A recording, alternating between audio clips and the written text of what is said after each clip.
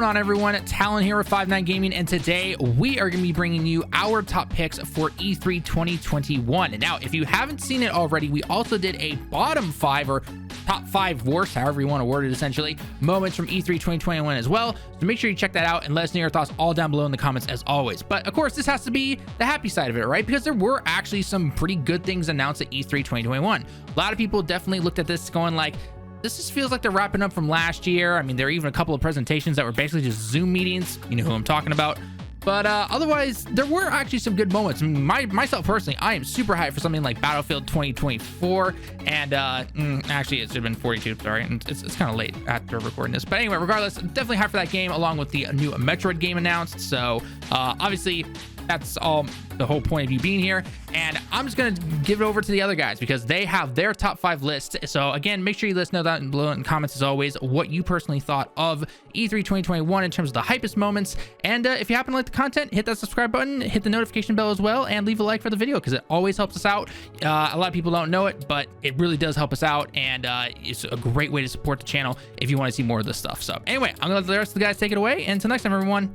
Peace out. This E3 was probably the worst one I've seen in like 6 years, but there were still some interesting and very, very cool moments that we've had in terms of showcases, games that were announced or, you know, shown more of, I should say, because there wasn't any big reveal, to be quite honest. But we did get quite a little bit of information of for games that are to be coming either later this year or next year.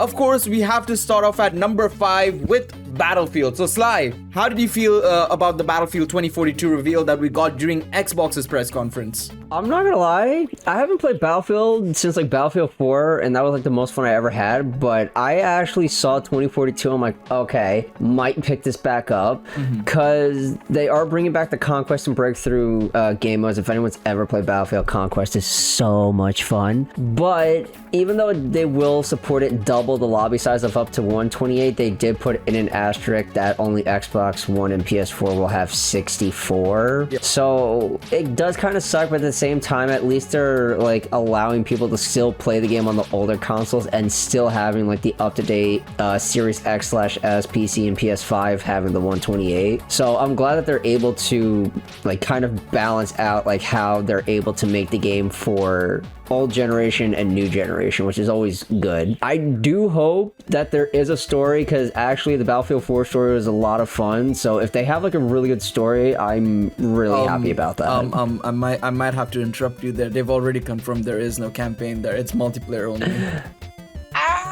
Sai? All right. Are you dead? All right, Conquest will have to soothe my insatiable hunger.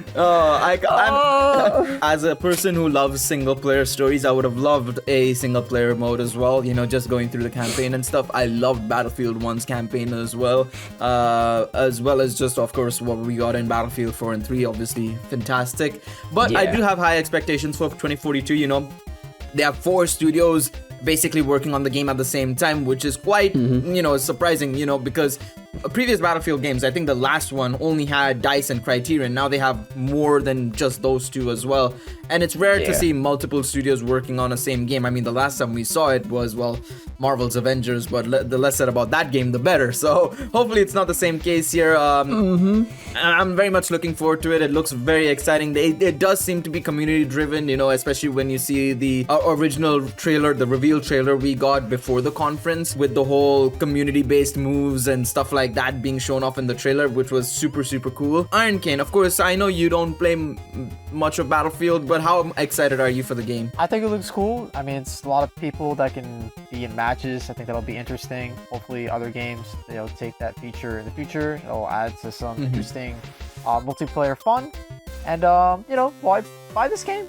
Probably not, because I'm not a big Battlefield guy, but the trailer was hype. It was hype. I'll admit it was hype. At number 4, we couldn't have anything else but Halo Infinite. After its quite honestly very, very poor initial launch last year, they've come back with a bang in my personal opinion. Very, very good trailer, very, very good reveal at the Xbox press conference. Good details regarding multiplayer, obviously being free, the campaign as well being there and present, of course. The overhaul looks much better. It looks like it's much more developed than it was obviously last year. Obviously you would want to expect that would be the case, but it looks like a good Halo game now. Of course, Sly, you're a Halo fan. How do you feel about the trailer and what we got this time around? Because this was super exciting. Yeah, it's always nice to see Master Chief back. But my one concern is that they're like, hey, multiplayer, free to play. I'm like, ooh, because Destiny 2 multiplayer is free to play, and that is a disaster. How do I put this nice? Yeah, I was gonna say, how do I say S show without me saying it? But yeah, disaster, because on PC, oh my god, the hackers. It sucks. Yeah. So hopefully, what is it, 343 Studios nowadays? Yeah, 343. Right? Yep, 343. Yeah, 343. Hopefully they have much better security, at least on the PC side. I agree. Please. But one thing that they did mention that I'm actually really excited for, because I want to see how it plays out, is that they mentioned a ring to explore, which is explore the expanse of a Halo ring for the first time. I'm like, you know what? I want to see how this goes, because if you're allowing me to freely explore and this isn't multiplayer, I will enjoy it so much. Because if I want to explore something, I don't want to be bothered while doing it. If this is actually like open world, well, maybe not open world, but like just allow me to explore without worrying about some rando on the internet shooting at me, I'll be happy about it. Obviously, Iron Kane here is more of a PS guy than anything else, but how did you like the reveal? Obviously, you were there, you were in with us while we were live on the 5-9 channel, which by the way, you can go check out. We're live there. We obviously, does it make you interested, or is it something that you're just going to be happy for other people? Yeah, more so the last thing you said, being happy for other people, just because, people, they complain, they moan when games get delayed. But to me, I feel like when things, when games are given the time they need to cook, and they come out, they're great. Otherwise, stuff like Cyberpunk will happen. And the fact that it looks better, and it's like in a meme this time around, I'm excited because competition is good. I'm a Sony guy, Nintendo guy, but I'm glad Xbox people are eating well this year. So it just makes Sony have to push themselves and Nintendo push themselves, Yep, of course, 100% agree. And we'll come on to Xbox pushing the boundaries of gaming, the gaming industry as a whole. So we'll come on to that in a bit. But we have to go to number 3. They finally brought it here. During the Nintendo Direct, we got our first look at Breath of the Wild 2.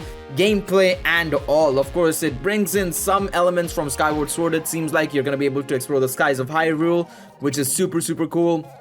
You can kind of reverse time from what it seems like. So overall, it's just super hype, especially because it's been 2 years since we've seen anything, right? So Iron Kane, Breath of the Wild 2, go for it. Yeah, unfortunately, we didn't get like a big in-depth trailer when it came to this game. But, I don't really think they need to sell this game that much either, because it's, Breath of the Wild popped off. It was amazing.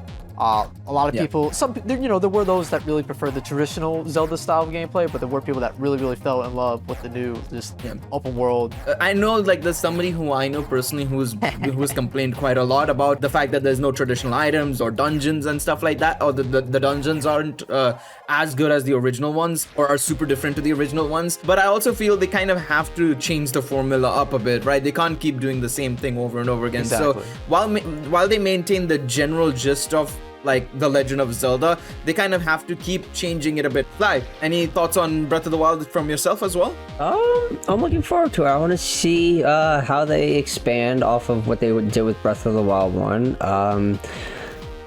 Never hurts to always have sequels. I mean, there is a saying like the sequels will never be better than the original, but you never know with some sequels. So hopefully they impress. Hey, you never know, man. I do feel that is a very accurate statement for a lot of things. To be fair, you're not wrong, but I do feel sometimes something can shine up, you never know.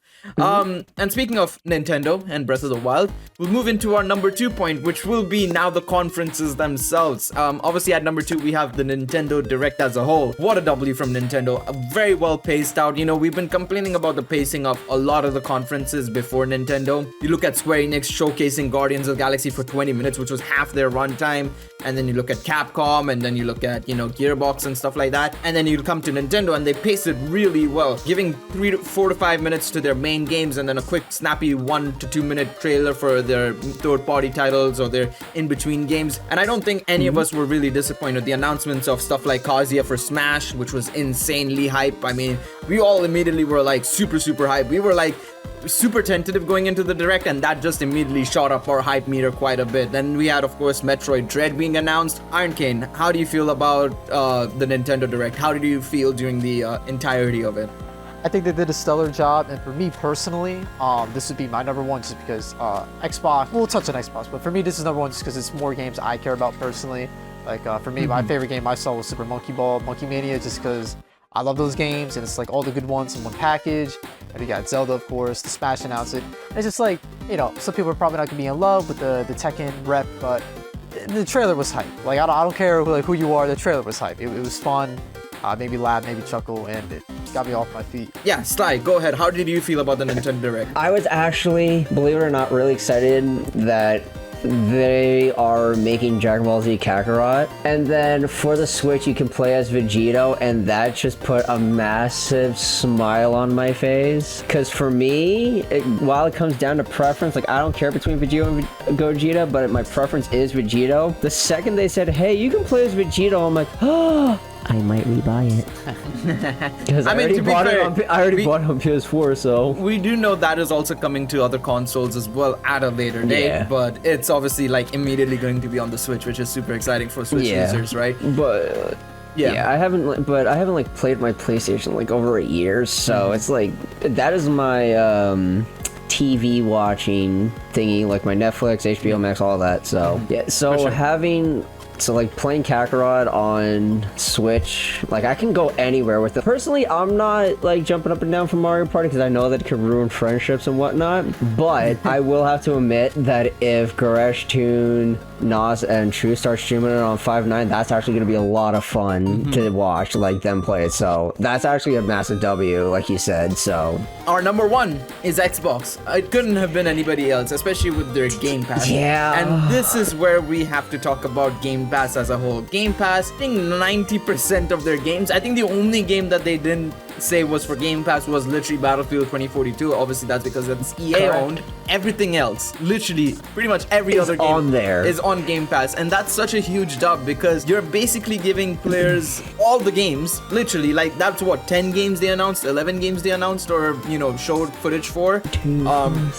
You can do the counting, Sly, and let me know how much it is. 19, technically 20 because Battlefield's not on this list. Okay, so 19. But 20. Oh, 20. Okay, yeah, 20. and Yakuza is available now.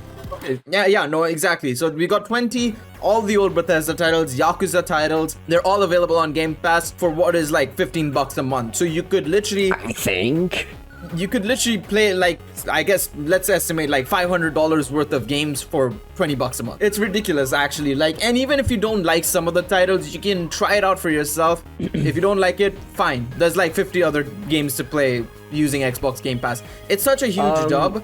Real quick, I wanted to actually see like how much it was. It is actually $15 a month, but for the limited time for your first 3 months of Xbox Game Pass Ultimate, it is $1. It's $1. Yep. I personally do believe, like, all things said and done, they've done a fantastic job selling it, and it is actually kind of like it's now pushing companies like Nintendo and Sony to buckle up and kind of potentially release their own version of it, because at this point Xbox is kind of running away with the value. In terms of value, they're running away with it, quite honestly. Like, it's insane how valuable Xbox Game Pass is. Even if you may not like, I think Iron Kane, I share the same sentiment as Iron Kane, where I do prefer the games that Nintendo revealed. But at the same time, Xbox just did a much better job, right? In terms of like selling Game Pass. And that was literally their main motive. It was like trailer, world premiere, or Xbox console exclusive. I like back before like I actually like built my PC and stuff, I would be like, oh yeah, PlayStation, Xbox. Now that I'm sitting here and I'm remembering something that I learned in high school from my 11th grade history teacher, is that he preferred quality over quantity. And now that I have to look at it, the Xbox Game Pass in terms of quality versus the quantity of PlayStation, it's not even close. Like, the Xbox Game Pass is amazing. Yep. Like 100% it's agree. really hard to compete with that, honestly. Like PlayStation can have all of these exclusives, but it's like 60 a piece, and then Game Pass is like, hey, 15 a month. It's insane of like what the Game Pass will give. And like you mentioned, like Redfall, like it's the one against the vampires, I believe. Yes. I was like, ooh, that actually looks a lot of fun, goddamn. So maybe question mark, but yeah, it's insane of what the Xbox presented with the Game Pass and everything. And like I said, for your first 3 months for Ultimate for $1, I'm like, yeah, probably sign me up. No matter how much you are a Nintendo guy, a PlayStation guy, a PC guy, like you can't ignore the value of the Game Pass, right? Like it's just, it's really good. Like